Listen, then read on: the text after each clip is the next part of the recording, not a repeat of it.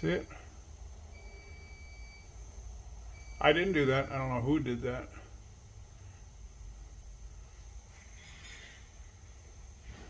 There we go. Drip.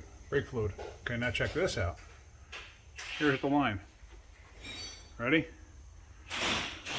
Dun, dun, dun. Come on, people. What is that?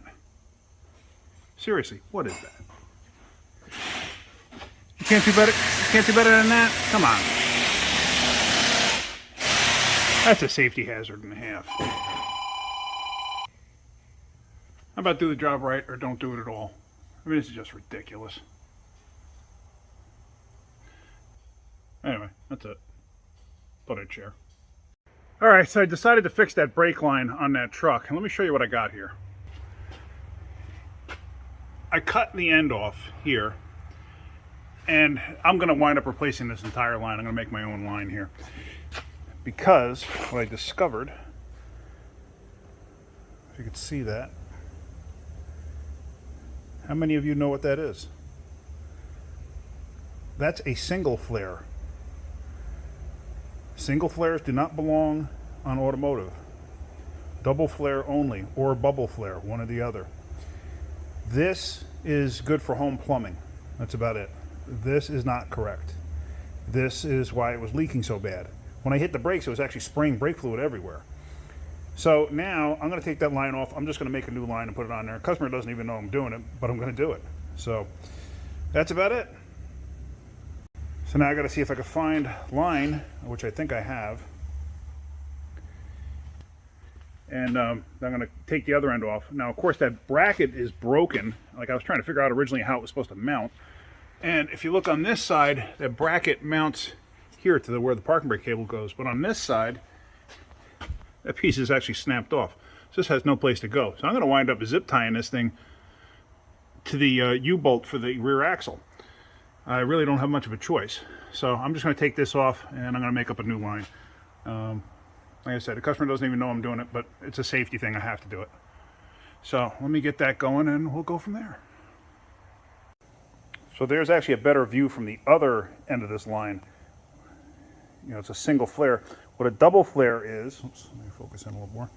Look how shitty that is. What a double flare is it actually folds the line over on itself and sticks it in there. Once I make the new line, I'll show you what I'm talking about. I can make another video at another point on making flares and stuff like that, but right now I'm not going to do that.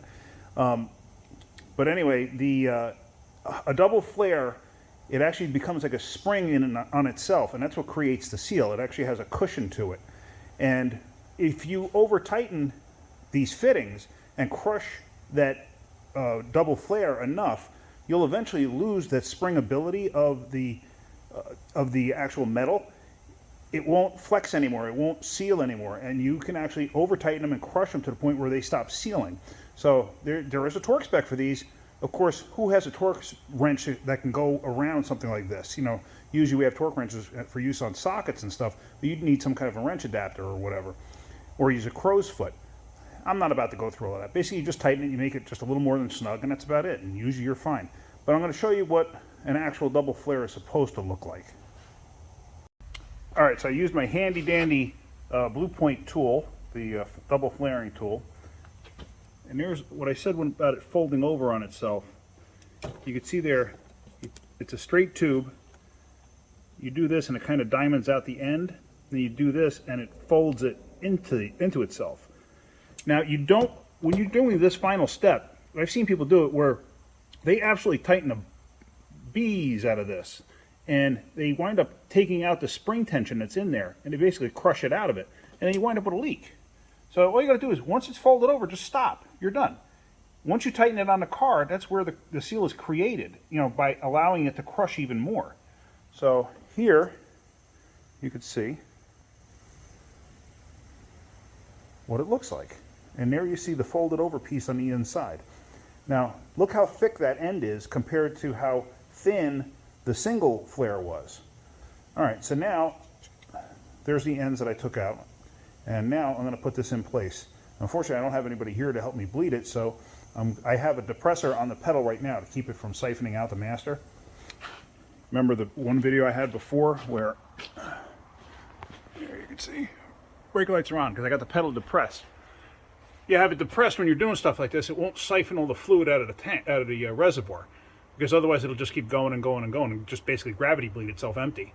So this way you don't make such a mess. So now I'm going to install the line, and I'm going to do the best I can to try to route it decently. I mean, I don't have really much of anything here to mount stuff to. You know, the brackets that belong on the diff cover there, they're missing. You know, the bracket over there is broken, so I'm going to wind up zip tying that. So let's get this in place and see how it goes. All right, so here we go. There's the brake pedal depressor that I use. Just take that off. We go verify the fluid level before we go too far. It's got plenty in there, but let me just add some more. Like I said, I'm just going to gravity bleed this for now, and then I will use that pedal depressor to help me once I feel it's gravity bled enough.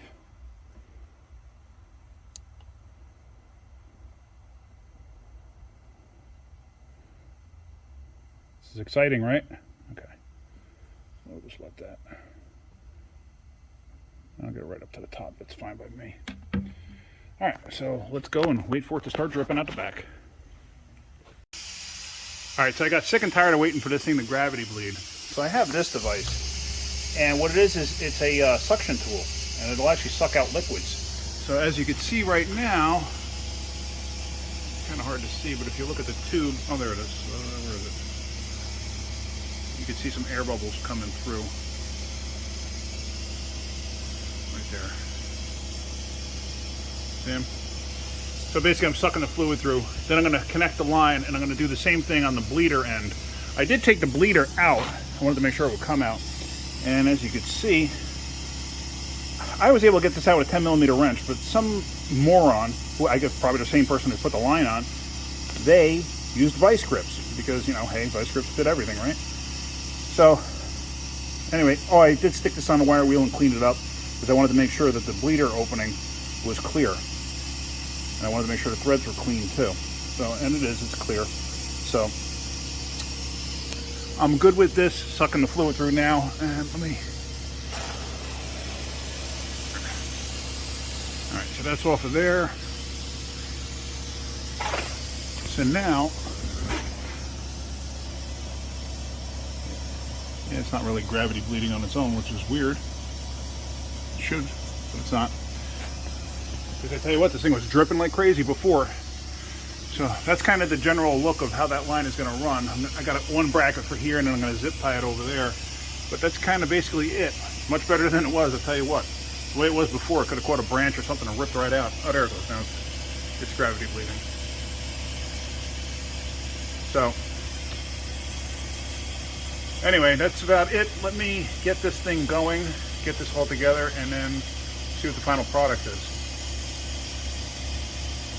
All right, so here's the final, this is how it looks. I actually have pressure on the pedal right now. And like I said, this was not like a show quality fix. It's definitely a million times better than it was before. This is a good fix. This is a very workable unit now. Before it was dangerous, now it's not. So that's it. All right, so oops.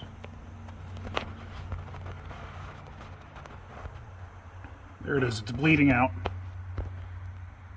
Let's see if you can see, because I could see a little bit of air here and there. Might have to turn this on its side. Maybe it will come out.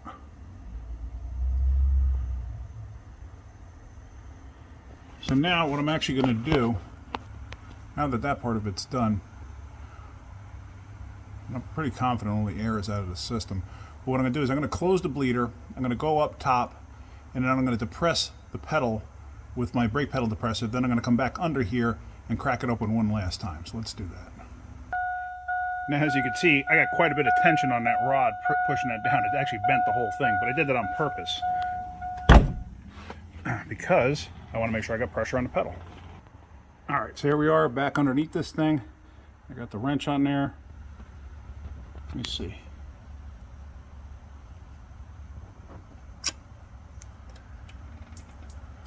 Okay, there was a little bit of air in the beginning, but I think it's all out. So I'm going to call that a win. All right, guys. I hope you liked that video. If you get anything out of my videos, if you could, please hit the like button. Please subscribe. Help me make better videos, more content, blah, blah, blah. Tell your friends to subscribe. It'll help me out. I'm getting there. I'm getting close to 1,000, which I need to be at 1,000 before YouTube will help me out. So that's what I'm shooting for. I want to try to get to 1,000. This way they can help me out with the. It'll open up new doors basically in YouTube to help me with production and stuff like that. So that's about it. It'll help me with editor and stuff like that too. But anyway, so that's about it. So you guys have a great night. Keep wrenching.